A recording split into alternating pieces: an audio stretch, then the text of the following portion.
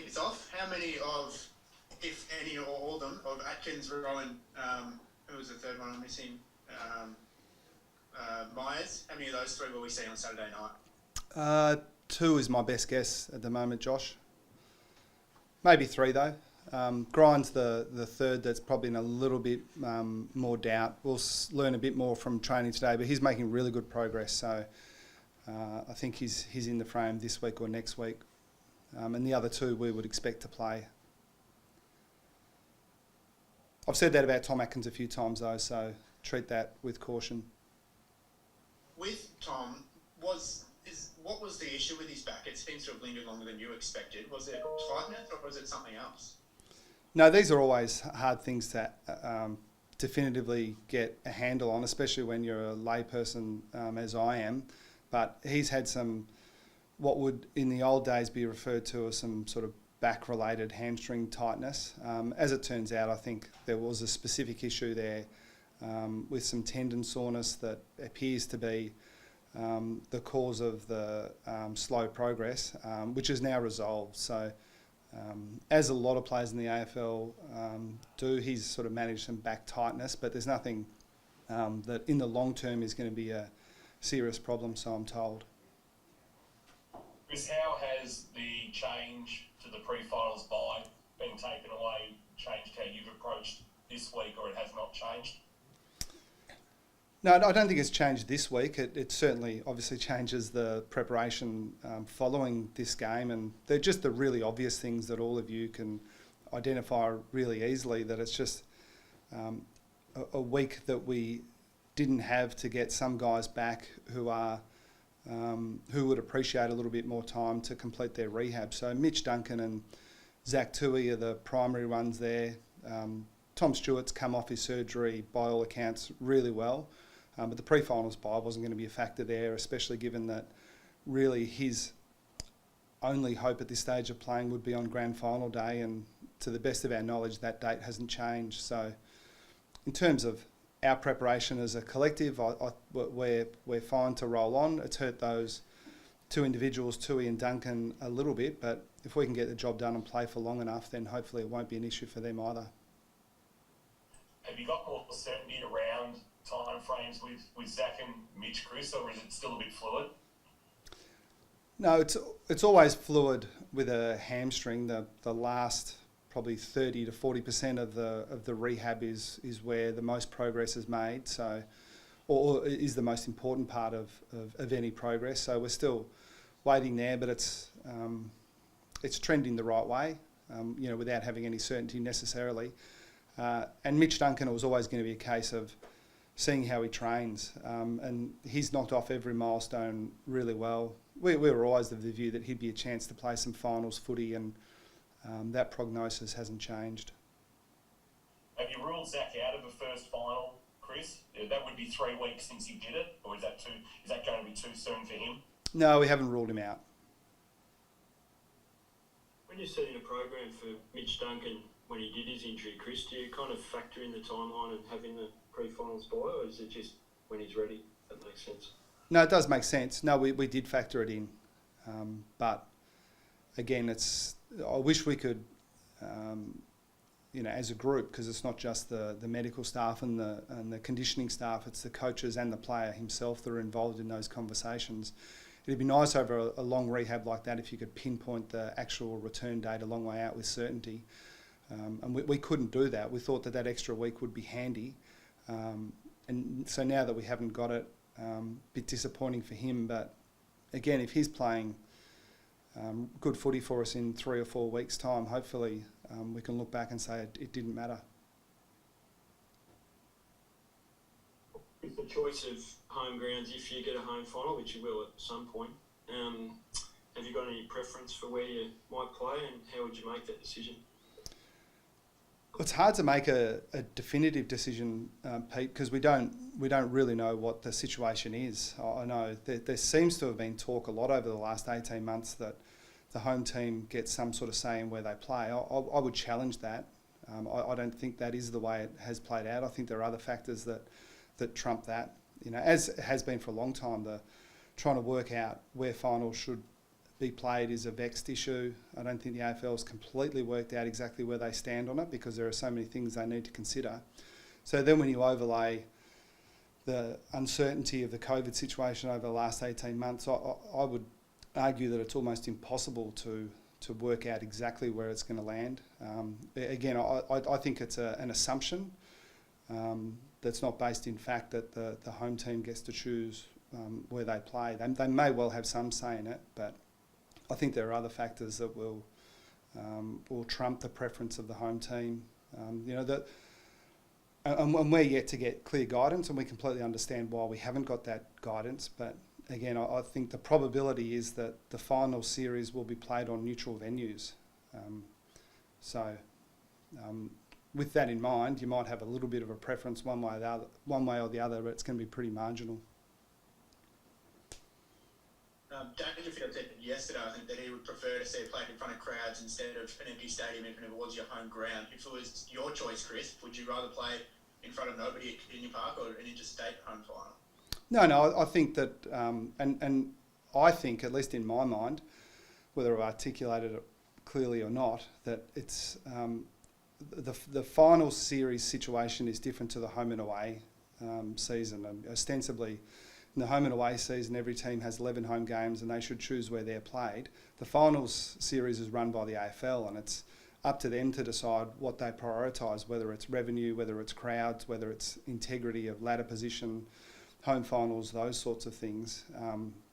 So I think, to be honest, really all that matters is what they think, because ultimately they will decide.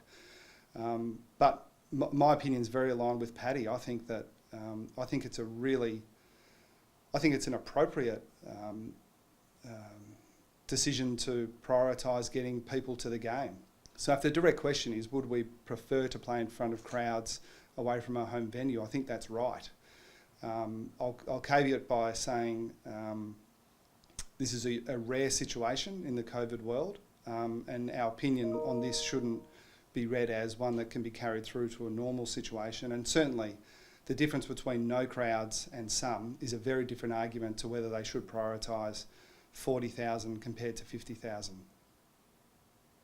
If Brisbane were to get a home final given their situation, or even Port Adelaide with their situation, would you be asking the same given Geelong was able to host fans earlier this season with a regional setting as opposed to Melbourne when it was in lockdown, given Geelong's living arrangements at the moment?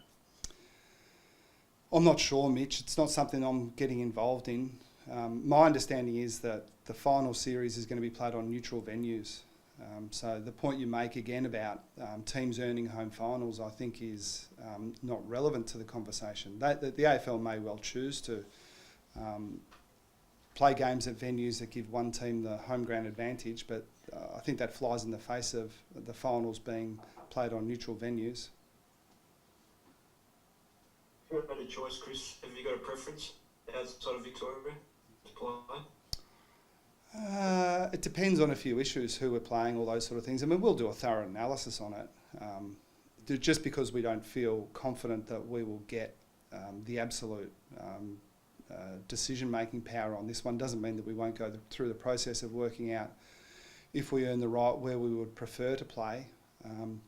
But it's not clear. We think we've got a good history at probably the three likely venues being the Gabba, Adelaide Oval and Optus Stadium. So it's probably going to be at the margin for us. So we'll put the work in as we always do. We spend a lot of time on the 1%ers, probably more time than it warrants, but it's the way we like to do things. You want to be thorough.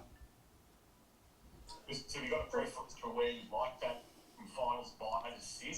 Will that be dependent on where you sit with your scenario? Yeah, look, I think that's reasonable. We'll always prioritise self-interest. I've always been clear about that as well. That's our job. We have to think about what we think is going to be best for us and then advocate for that. But I'm fast coming to the conclusion where when it comes to finals, it's probably wrong for us to advocate too much publicly because we just don't get a say. Simon Goodwin said yesterday, Chris, that Melbourne won't be holding anything back. You can play each other next week, possibly, depending on the scenarios. Will you be sort of in the same boat, or will you try and put something up your sleeve? Now, we've got some parts of our game that we want to continue to work on, and it's always a better opportunity to work on those things against the better teams, and Melbourne are clearly that. So I think when you talk about holding things back, they are very much at the margin. You might hold back things that might, make a 1% difference, late in a game, in an important situation with personnel, but we certainly won't be doing anything that suggests to our players that we can take liberties and muck around with the way we want to play.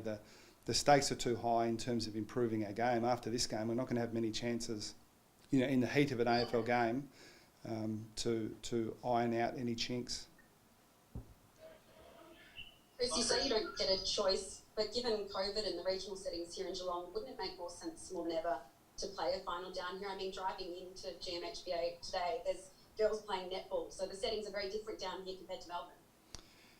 Yeah, Sarah, I think you make a really logical argument, and I'd encourage you to make that argument as strongly as you possibly can. Speak to all your friends and your influential colleagues in the media. Pete Ryan, he seems to have a big say.